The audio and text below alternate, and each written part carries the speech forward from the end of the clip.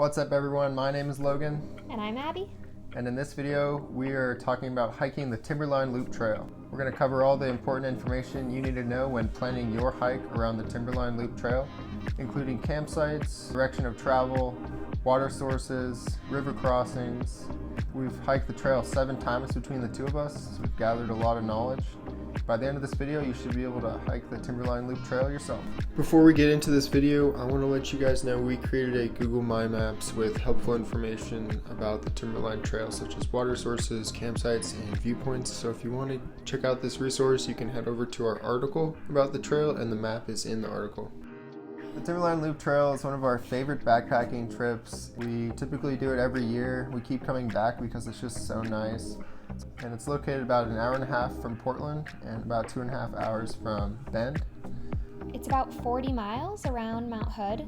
It's really beautiful, and you can do it depending on how hard you want to push yourself in anywhere from 2 to 4 days. There's almost 10,000 feet of elevation gain around the trail. There's quite a lot of ups and downs, but overall it's not too steep for the most part. There's actually some sections that are fairly flat. We really like that you actually circumnavigate the whole mountain, so you can see views of the Willamette Valley to the west and some of the mountains in Washington to the north and the eastern Oregon high desert, as well as Mount Jefferson to the south. So you really get a good vantage point over a lot of northern Oregon and a lot of Washington too. You can only really hike this trail between July and late September. Overall, the trail's really high quality. It's very highly trafficked because you don't need a permit to hike it. So that can mean that it sometimes gets pretty crowded on beautiful summer weekends. Yeah, we do really like the convenience of not having a permit, but yeah, the downside is it can be crowded on those nicer weekends in the summer.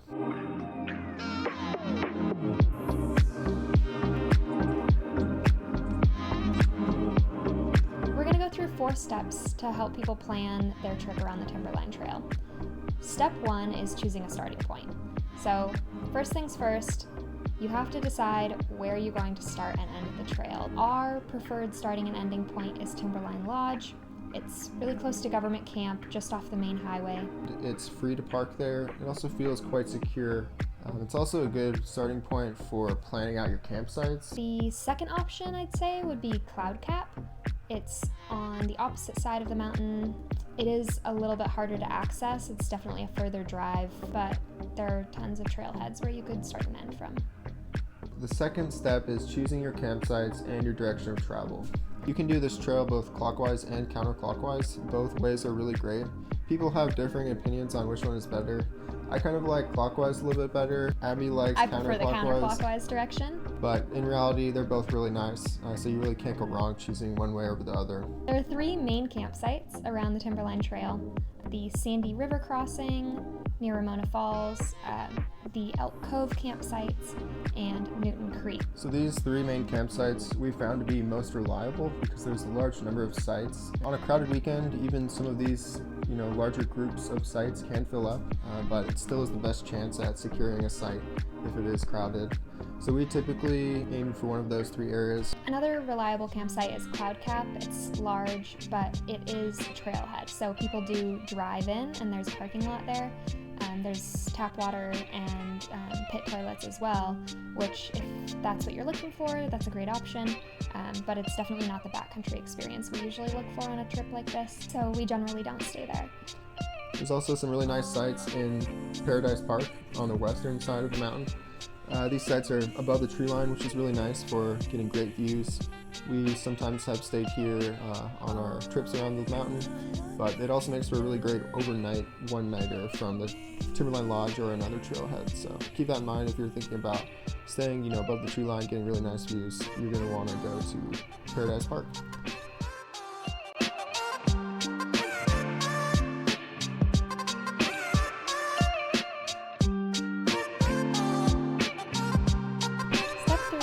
To be aware of water sources. So water is especially abundant on this trail.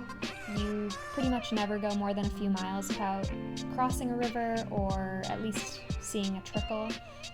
but there is a fairly dry section on the east side of the trail for about 7 or 8 miles. This dry section is in between Cloud Cap and Newton Creek. Sometimes there's glacier melt in this section, but it shouldn't be relied upon. Typically we carry 1 liter or less throughout most of the trail, but during this dry section we always fill up with 2 liters.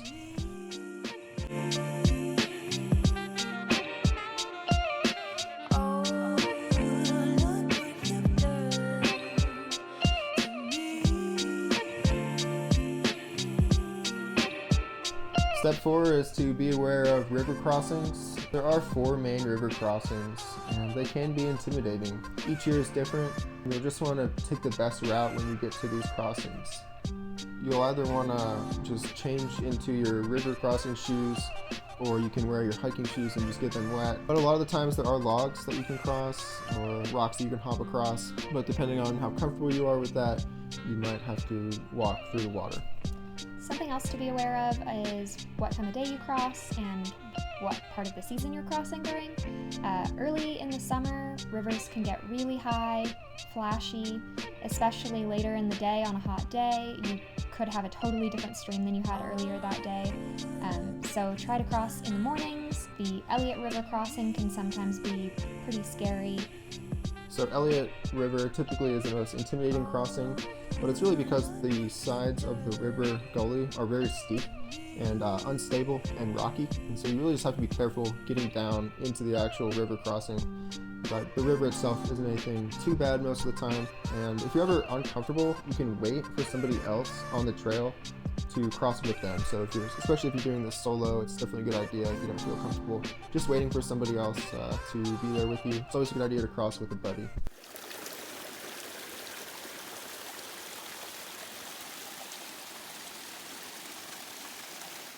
So we're going to walk through a full itinerary going clockwise around the Timberline Loop Trail, starting and ending at the Timberline Lodge.